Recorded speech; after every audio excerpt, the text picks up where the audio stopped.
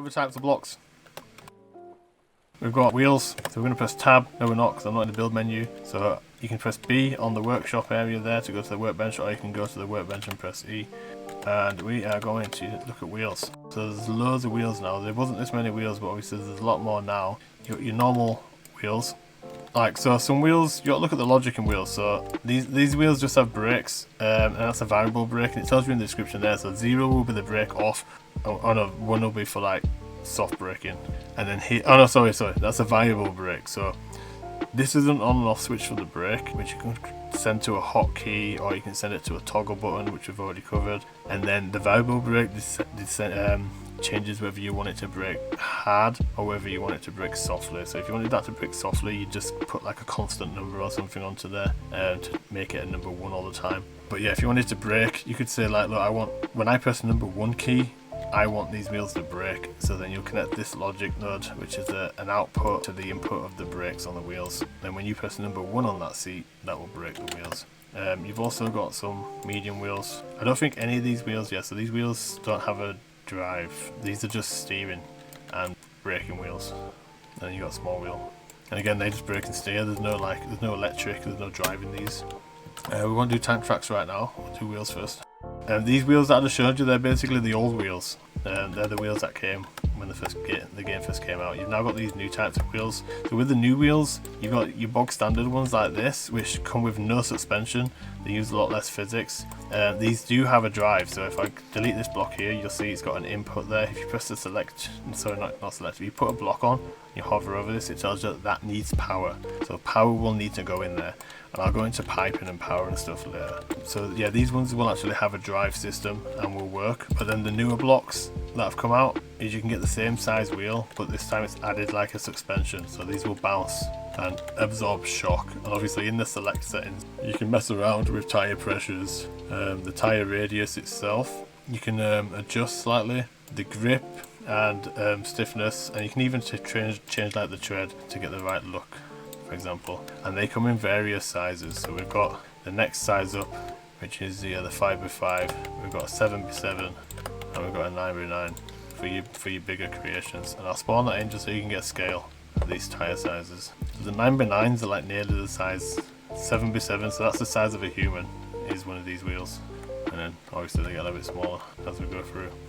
Okay, so we'll turn that back to the workshop. I thought sometimes the dev would fix mirrored at any items that have a steering input. No, Roboty, you can move the mirror. Look, you can press that button and you can just move it to wherever you want it to be. So if it's not in the right spot, then you can just make the mirror here on the side or something. Oh, yeah, I know what you mean, yeah. When you put wheels on, yeah, that's a good point. So if you put wheels on mirrored, let me just get a small block. So if you put wheels on mirrored, see how that's turning right and that's wanting to go backwards on this side. This is actually turning, sorry, here we go. So, yeah, so they're both wanting to, that's going left, that's turning left, and that one's turning right. So if I was to just drive this straight away and try and turn it, the wheels would turn in on each other, because mirror mode's like a little bit broke. So you have to kind of like turn symmetrical mode off, delete that wheel, and then add it. And in fact, that's a good point actually. So if you want to flip these over, it's actually different buttons. So if I press the U, I, and O key, so see how the arrow at the bottom here is going from, like, it's going in an anti-clockwise direction. Yeah, Roboty, I'm doing a tutorial, dude. I'm not explaining it to you. Then I can press the U key and it's going to flip that over. So I can get it the same as the opposite side wheel. I'm going to delete all these now. I'm going to look at tracks. So we've got a small tank drive wheel, and then you've got tank wheels. So tank drive wheel is what's going to spawn the track. Okay, when you build it in the builder, you don't actually see the track, but it will show it when you spawn it in. So I've got a tank drive wheel here, and I think you only actually need, I'm kind of doing this to test myself because I don't really build a lot of tanks, but I think you only need one tank drive wheel. So I'm going to put another tank wheel there, and what I'm going to do is I'm just going to make this come down a little bit there, and I'm going to make this come down a little bit there, and probably in the middle here. Okay, and I'm going to add a tank wheel, and a tank wheel. This might not work, but we'll see, because sometimes tracks do weird. I don't think I need that many tank wheels. Let's spawn that in and see what happens. Yeah, there you go. So that's my tank drive wheel, and then this is my tank wheels, and that's going to help build the shape of the tracks that you want. There's different sized tracks. I'm pretty sure you can change the width of the tracks in the settings as well. So if you wanted to make a tank in the game, pretty much how you get that set up. Obviously behind there will be an energy input, and then this will be the drive wheel. So you can probably go a little bit funky with tanks and stuff, or however you want that to look like. So yeah, you're gonna need the one drive wheel. Okay, that's pretty much wheels in general. Okay, so fluids. The best way to explain fluids is to just spawn in an engine, I suppose. So let me just grab an engine. Alright, so here's, let me just make sure I didn't block it. Okay, cool. Alright, so here's an engine, and for an engine to work, or for anything to work in this game, including these tank tracks, they need fluids. Let me just get a small block here. So if we look at this engine and we hover a small block over it, you'll see, look, we've got air. So this is air. It says underneath that that's a fluid. So you move fluids around from one place to another place using pipe. The pipe's the only way, well, apart from hoses, if you need to use them, that you can move fluid around. So if you wanted to build a car for the first time, you're not sure what to do, then the best thing to do is spawn in the engine and then just get a small block so you can actually see what's going on. Alright, what have we got? We've got RPS, which is the power output. That needs to go to your wheels or your helicopter rotor or your propellers. You've got air. Air, that's an intake. The engine needs that in.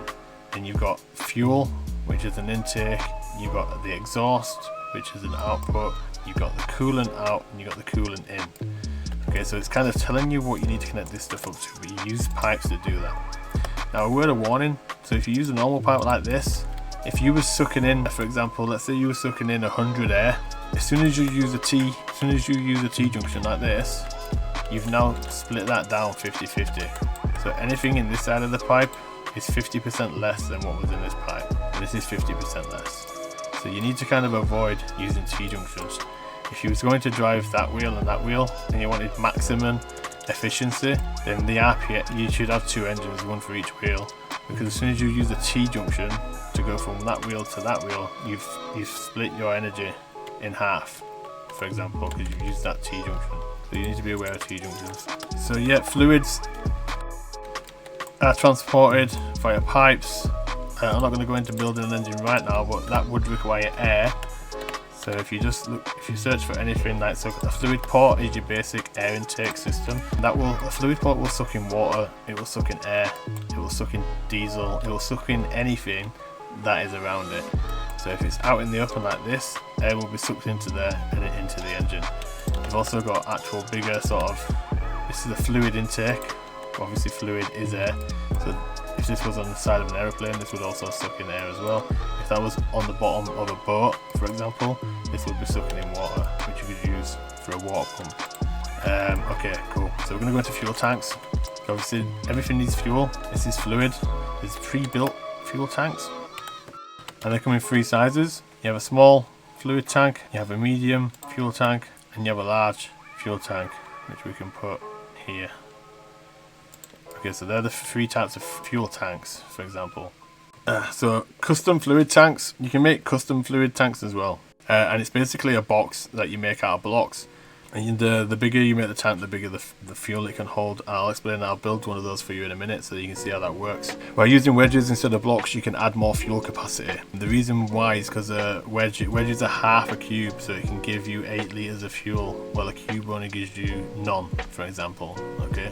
So if I was to build a fuel tank here, so if that was the edge of my fuel tank, this is a custom fuel tank. So if I wanted all of this to be one big fuel tank, for example, I could actually get more fuel out of this fuel tank if I built it with a wedge. So if I built the walls of this fuel tank with these wedges, instead of getting 0 from the walls, I'm now getting 8 fuel from each of these. So it's actually more efficient if you built a fluid tank like this, because they count as half a block. So I'm actually getting fuel from the walls of the fuel tank. So if you have like a really small fuel tank and you want a little bit more fuel out of it, build the walls out of wedges like this, then you get more fuel.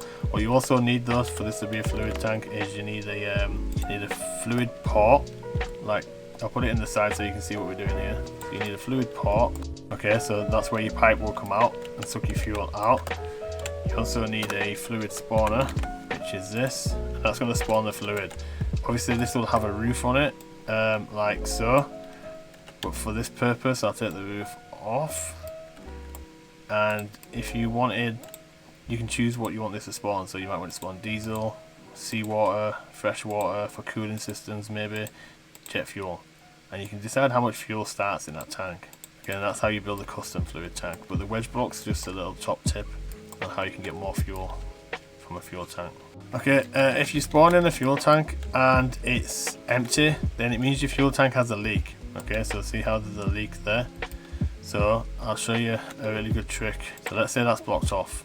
We block this off. We're going to put a digital display on the side here. Let's get some electric. Okay, where's the fluid spawner? Oh no, we need a fluid meter. A fluid meter tells you how much fuel you've got in your tank, so you can use that as for a fuel gauge, for example. So we're just going to spawn one of them in so we can see our fluid level. We're going to get a battery connected to this. Okay, so that will show us our fluid level. Obviously, let's turn symmetrical mode off.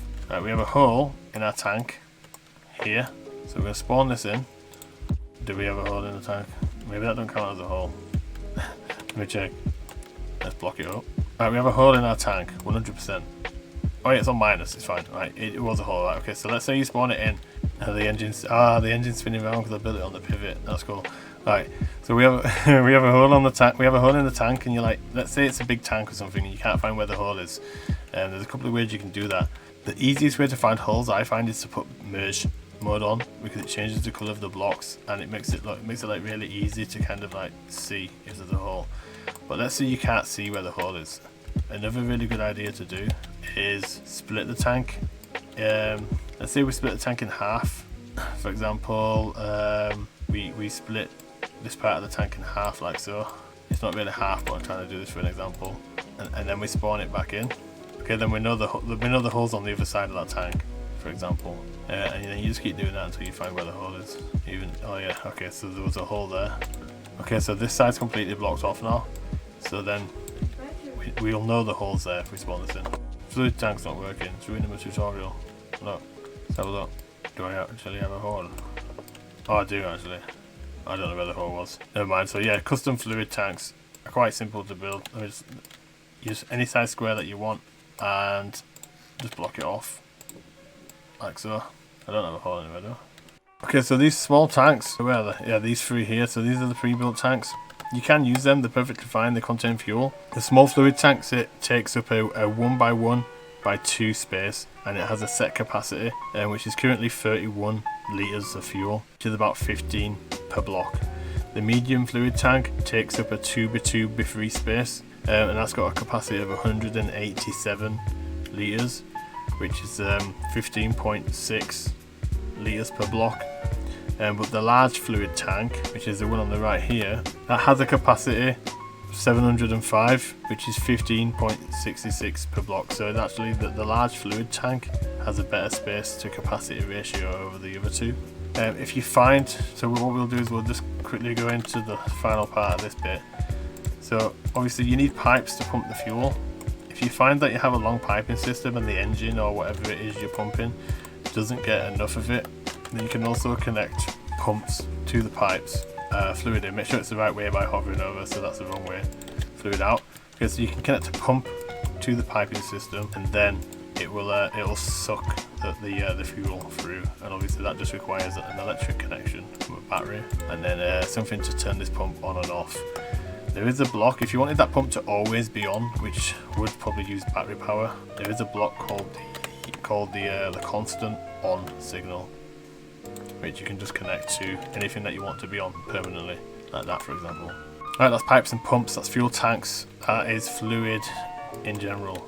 Okay, we're getting there. I already mentioned the fluid types. So if you click on the fluid tank, you got diesel, you got jet fuel, you've also got coal.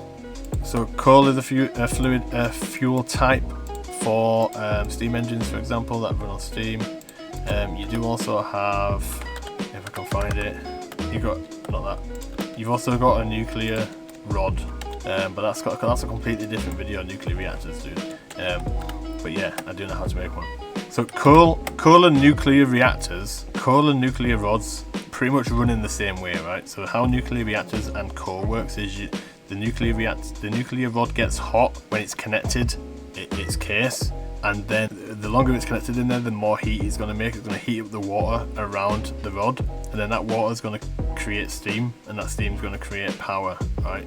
So the coal does the same thing. You heat up the coal, it creates fire, it creates heat, and then that heats up the water, and that creates steam, that creates power. And they're just obviously different. A rod will last pretty much forever, but the coal will run out eventually. So we're going to look at electricity. I kind of touched electricity a little bit here. So a lot of these things that we've covered here on this vehicle require electricity to run. At the moment there's 3 types of electric storage. So the 3 electric storages are your small batteries. Wow, you got your small batteries, you got your medium batteries, and then you got your massive, ginormous batteries. Okay, and obviously using the logic up here, you go into electric, and using this you can connect these from one to another, and then from there you can connect everything in your vehicle. They're the 3 storage things. These are the only 3 things in the game at the moment that can store electric. Each battery varies in size and capacity, price and weight, as well as the ratio of size and the weight to the capacity. A larger battery is better to use than multiple smaller batteries if you need a lot of power, because it costs less and it weighs less and takes up less space. As with normal electric connections, you can either connect the batteries in parallel or a series to any component. Right, recharging batteries. So if your batteries are running low on power, you find your vehicle's running out of power, then there's 2 ways or 3 ways at the moment. In fact, there's 2 ways at this moment in time that you can charge batteries. And probably the only way that actually works in Stormworks to charge batteries at the moment are generators. So you've got small generators, and small generators will connect to the RPS. So if this engine wasn't connected to any wheels or anything, you can connect either an engine direct like this. So that engine now will run this generator, and that generator will take the RPS power, and it will create electric power, and it'll charge that battery, or 3 batteries. So you've got small generators, you've got medium generators, and then you've got large electric generators, and they will all produce electric. The other way that you can charge batteries in this game is solar panels. But solar panels don't produce enough electric to really charge any type of vehicle at the moment. The only thing solar panels I can think would be good for in the game at this moment in time is maybe if you build like a static building which has like light switches in it, and you just want it to, you have it in your server all the time, and you don't want it to just go dead, then maybe put a couple of solar panels on the roof, because they don't generate enough power to be able to run anything if it's having to power an engine or a wheel. Solar panels are really bad, but they're good if you're using static buildings and you just let it sit there in the sun all day, or for a week, and they work the same as a generator. You just connect the electric supply from a solar panel to a battery, like so. So while we're on batteries, so batteries can suddenly lose power by various things within the game. So I thought I'll explain these while I'm on batteries now, so then if you're playing the game you're like, what the heck, why did I just lose all power to my batteries? So these are the reasons why. So lightning, if there's a lightning strike near your vehicle, any vehicle above 120 meters altitude, it will cause the power to go out for about 10 seconds. It'll also trip any circuit breakers that you have on your vehicle. So, which means if you have circuit breakers on your vehicle, for the power to turn back on, you will have to find the circuit breaker and flick it back on, even after 10 seconds. It has a reportedly small chance to damage any components not protected by a circuit breaker. Okay, you've also got an EMP. An EMP is a weapon in the game. There you go, it's a warhead EMP. It looks like this. It's pretty big. Can I build that somewhere? No, I don't need to build it though. Let's have a look if I can bang it in somewhere. Okay, we can bang it there. So you got a warhead EMP. So it's similar to lightning.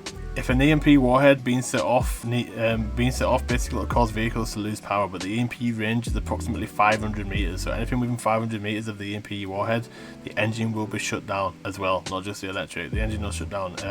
Even if they're already running, it'll shut the engine down. If the throttle is on a constant value, it doesn't matter, it'll still shut the engine down. Circuit breakers will be tripped like lightning, and resetting them will not fix the issue. So if you reset the circuit breaker, it'll still keep that vehicle shut down if it's an EMP. Power will start coming back after 55 seconds and will ramp back up to full power by 60 seconds. So obviously if you're in an aeroplane at this point, 60 seconds is a long time to lose power, but there is a way to get over that, which I'll explain. Vehicle damage is another way you can lose power. So vehicle damage can be caused by collisions, fire, or by attacks on various weapons in the game. Damaged batteries will stop supplying power. So if your battery if you crash into a wall and your battery's there and that battery gets damaged, then that battery won't work anymore. Even circuit breakers and stuff will continue to relay the power even if damaged. And high drain. So if you suddenly start draining large amounts of power, it'll cause a decreased power supply to other parts of your vehicle. So if you start running a medium engine, or for example, then you might start seeing your lights flickering and stuff like that. Right. How do you know? How do you know if you're losing power? So there's a couple of ways of knowing if your vehicle's losing power. So motors. So the motor speed. If you're using electric motors on your vehicles, so the motor speed will decrease in power. It'll start slowly getting lower and lower as the power supply in the battery is slowing down. So if you have a 100% battery, your vehicle will be flying. If you have a 50% battery, your vehicle will be like moving really, really slowly because the battery is 50%. Diesel electric vehicles with insufficient power generation may slow down until they stop. Engine starters. So similar to motors, if your electric in your vehicle drops below a certain amount, then your engine won't start at all. The lights. So the lights in your vehicle will start to dim if you have no power, and they'll shut off if there's no power at all. This can make a vehicle interior extremely dark and difficult to navigate. The flashlights can mitigate the problem. Powered doors. So if you have powered doors and hatches, they'll be open without power. This will cause flooding. So if you have a ship that has powered doors under the water, then as soon as you start losing power, that ship's going to start flooding. And that's a really good way that you could make a ship that starts to flood over time, by just having it connected to one battery, which is just being drained. Okay, so talking about the EMP, I'll give you a tip on how you can survive in an aeroplane if someone EMPs you. Right, so to avoid crashing as a result of an EMP, okay, equip your vehicle with a parachute. No, that's not the only way, right? So equip it with a parachute and have it to activate when your vehicle loses power. So you don't activate it; it activates automatically when your vehicle loses power for longer than 10 seconds. Right, and the way of doing this. So for example, get a laser distance sensor within your vehicle, and what a laser distance sensor does is it will report whatever distance is between it and some other point in your vehicle. So just have the laser distance sensor pointing at your own vehicle. When the power goes out, it'll report a 0 distance because it's got no power, so it'll be feeding back at 0 distance. Have a microcontroller that's equals to 0 and then a delay logic block that's longer than 10 seconds to detect if the reported distance becomes 0 and stays that way for longer than 10 seconds. If it stays that way longer than 10 seconds, then your vehicle will know it's an EMP and activate a parachute. You'll survive. That's a little tip there. Right, logic. We've kind of covered logic a little bit, but basically this is logic right here. This is what daunts people. I mean, I don't think logic's too daunting once you understand it and you get into it, but basically Stormworks logic building is operated by a connection between 2 logic nodes. There are 6 categories in total of logic connections. You've got electrical, you've got data, composite, video, audio, and rope, and they're all here on the left hand side. Look, so you've got data, composite, electrical, video, audio, and rope. Electrical nodes are a standard yellow colour with infinite electric disabled. All components must be attached to electricity. So everything has to be attached to electricity if it has that yellow circle, like so, unless infinite electric is disabled. But even if infinite electric's disabled, I'd recommend connecting all these up to a battery anyway, because if you upload this to the workshop and someone spawns it in without infinite electric, then it just won't work. All components must be attached to electric, obviously in the form of a battery. A benefit of electrical nodes is that there is no designated input and output, right? So there's no output or input. You can connect any electrical node to any electrical node. Also a really good tip, if I didn't tell you already, if I drag this to there, for example, it's took it off straight away. But if I hold control, I can pretty much go to every single one of these in succession and pretty much connect all of this within like a minute, for example, just by holding the control. To delete a link, you just press the same thing again. Okay, sticking on the electric. So standard nodes. These are your standard nodes, and we've already kind of covered these. Let me delete the warhead and put a small block on. Okay, so standard nodes. Here we go. So standard node comes in 2 colours. The 2 colours most difficult for colourblind people to tell apart. Okay, so if you're colourblind, you're not going to be able to tell these 2 colours apart, apparently, because it's really hard for colourblind people to differentiate these 2 colours. The red data nodes are for on and off connections. So if you want to turn something on and off, it'll be a red connector. So for example, look, that's a brake. So if I want to turn that on and off, I'll use a button, or I'll use a hotkey on a seat here, for example. You see we've got some red here, so that's going to make that go up, it's going to make it go down, it's going to turn that on or off. So anything red is an on and off, pretty much. That's all it'll do. Turn the brake on and off. What have we got over here? The backlight for the digital displays on and off. Okay, and the green ones are data nodes for numerical connections. So everything green on there is numerical.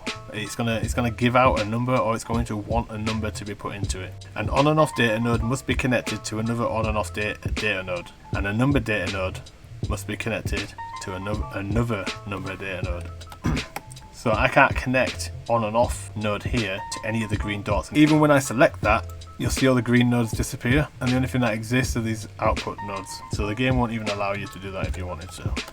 Okay, so composite nodes.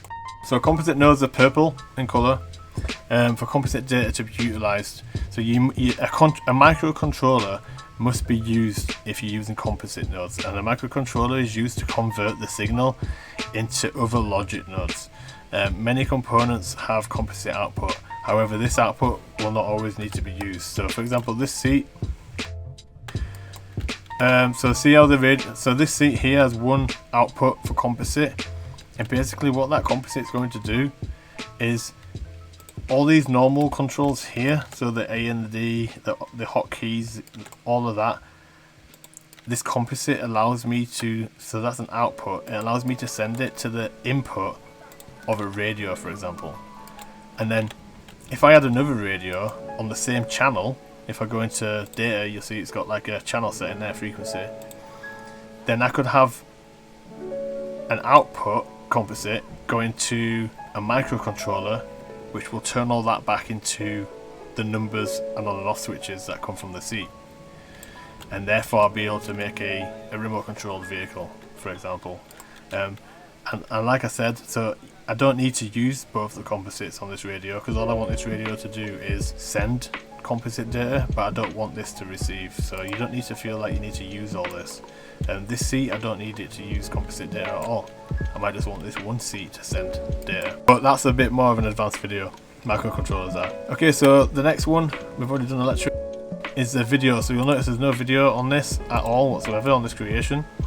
So video nodes are light blue in colour, and video can be taken from a camera and sent to a monitor, for example. Okay, so if we get a camera and we put this camera, let's say we put it up here, making sure it's pointing in the right direction. In fact, let's put it on that one, and then we get a display. You've got displays in different sizes depending on what you want. We're going to use a 3x3 for this example. Okay, we're going to put the display up there, and then we're going to go back into logic. You'll see how we've got a video input signal there, and we've got a video output. So we're going to drag the output to the input of the display, make sure we've got the electric connected like so, and then when we spawn this in, if I did everything correctly, oh, power, I forgot power. That sometimes happens. So then we go to logic. Okay, you'll see, look, it needs a power switch. So the power switch we will use is this constant on signal, so it's always on.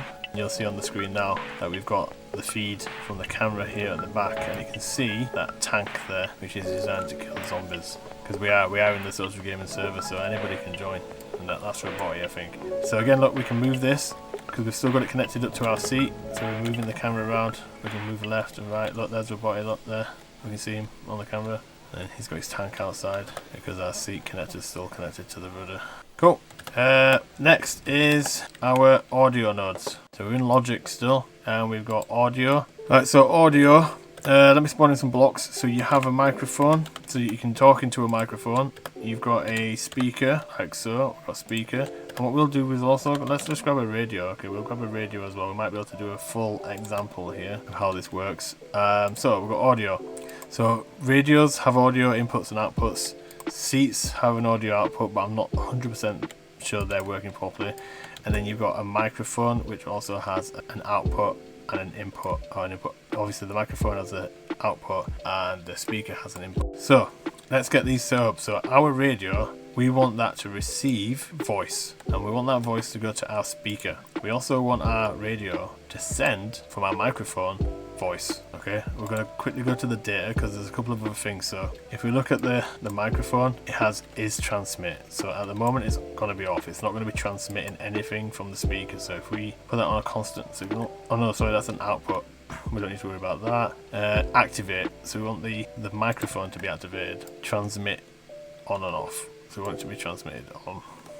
Oh no, we're good. Right, here on the radio you got transmit mode. So that's whether the radio's receiving or transmitting, and we're going to keep it on off so we can receive a signal. And then here you need a radio frequency. So we know that this one here is number 1, so we'll connect that to the radio. That'll make that receive on a channel 1 radio. We're going to check composite, we don't need it. We need electric for our microphone and speaker, and then we should be able to spawn this in. Uh-oh.